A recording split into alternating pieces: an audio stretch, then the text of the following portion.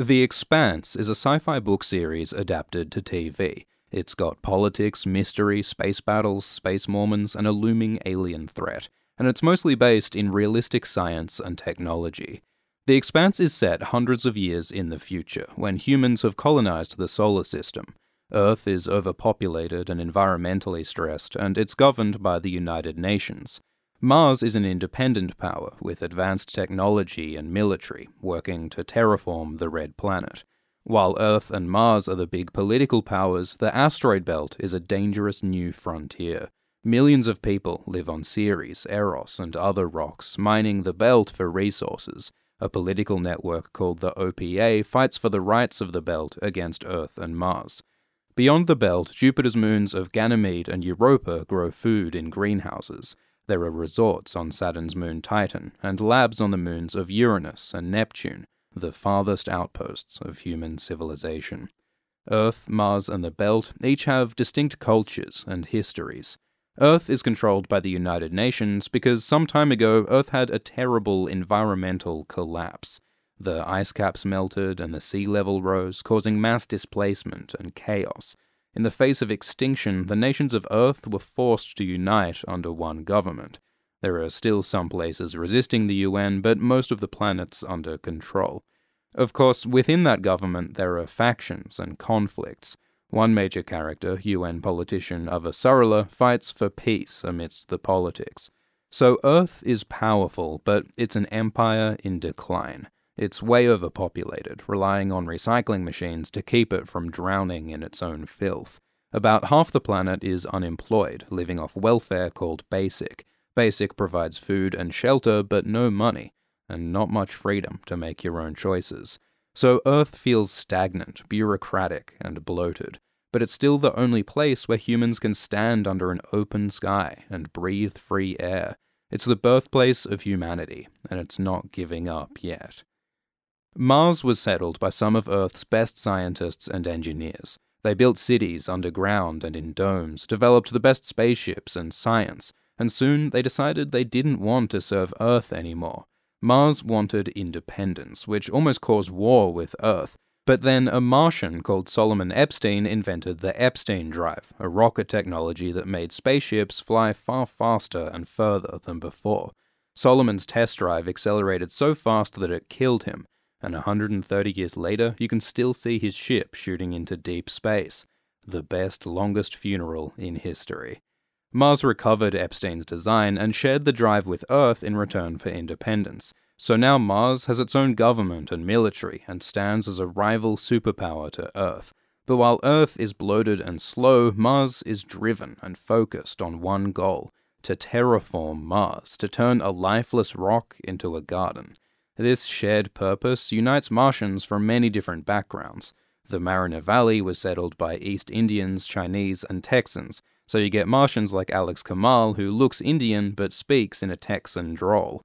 Mars brings together some of humanity's best and brightest with the shared goal of transforming the Red Planet. But Mars's technology and military makes their rivalry with Earth dangerous. War could bring disaster on both planets. People born in the asteroid belt are called belters. Since they grow up in low gravity, belters are tall and thin with weak bones. Some can't even survive the gravity of Earth. They've become a separate people with their own culture, adapted to space. They have their own language and hand gestures to communicate through spacesuits. In the show, they have special tattoos. Old spacesuits used to burn belters' necks, so they'd tattoo to cover the scar. Now, even unburned belters get the tattoos as marks of cultural identity. These are a people who ventured into the darkness of space to explore, find fortune and freedom.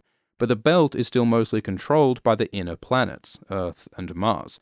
Inner governments and corporations own belt stations and mines, imposing heavy taxes, tariffs, and unfair laws. Some inners are racist against belters, seeing them as no longer human because of their differences. In response to this oppression, the Outer Planets Alliance, or OPA, fights for belter rights. But it's a loose, decentralized network that includes criminal and terrorist elements. OPA leader Fred Johnson tries to unite and legitimize the OPA, even though Fred was originally a military leader for Earth. At the same time, Fred runs an engineering company that's building a giant spaceship for Mormons who want to colonize distant space. So, The Expanse has all these different competing factions, whose cultures and conflicts are shaped by the physics of space. Like, in space, there's almost no gravity, which is a problem, because your muscles waste away, your drinks spill everywhere, and the VFX goes over budget. A lot of sci-fi shows get around this by inventing some gravity plating that magically gives ships gravity. But The Expanse is more realistic, because its spaceships use acceleration, or thrust, to make gravity. It's like how accelerating a car pushes you back in your seat. By accelerating constantly, a spaceship can use that pushback as gravity, pulling you down towards the thruster. The faster you accelerate, the stronger the gravity. So flying at 1g is Earth gravity, while 2g's is double Earth gravity, making you weigh twice as much. When you're in a hurry or in combat, ships might fly at 5 or 6g's. The Expanse has a drug called the Juice, which helps people survive this, but too much G-force will kill you. An Epstein ship can accelerate constantly for the first half of a trip, then flip around and thrust in the other direction to decelerate for the rest of the trip. That way, it slows to a stop at the destination, keeping thrust gravity the whole trip. Real-world rockets aren't fuel-efficient enough to do this, but with the Epstein drive, the physics of thrust gravity make sense. Sometimes, though, you want gravity without having to accelerate somewhere. So another method is to rotate an object so the centrifugal force pushes you outwards. This looks nauseating, but from your perspective inside the object, you're standing still, and you've got gravity. It's like the Gravitron, that spinning carnival ride that pushes you against the walls. Spin up a whole space station, and that force is your gravity. It's like in 2001: A Space Odyssey. But in The Expanse, they don't just spin up stations. They take planetoids like Ceres that are too small to have their own gravity, and they artificially spin the whole rock to give it centrifugal force. The spin gravity pushes outwards, so people live on the inside of Ceres, underground. The spin gravity in Ceres and Eros is a third as strong as Earth's gravity, which causes the tall, thin bodies of belters, like main character Detective Miller. So, the people and cultures of The Expanse are shaped by real-world physics, and by stuff like communication technology. You can't send a message faster than the speed of light, so it can take seconds or minutes to send messages to distant planets. You can't talk in real time. This creates tension and strategy in conflicts, but it also has emotional impacts. The comm delay separates people from those they love, making space feel truly remote.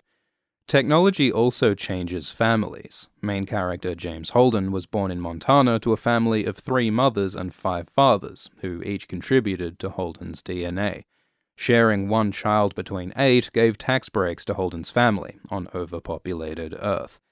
So, The Expanse makes some stuff up, like the Epstein drive, but it also uses real science and technology to shape its people and worlds.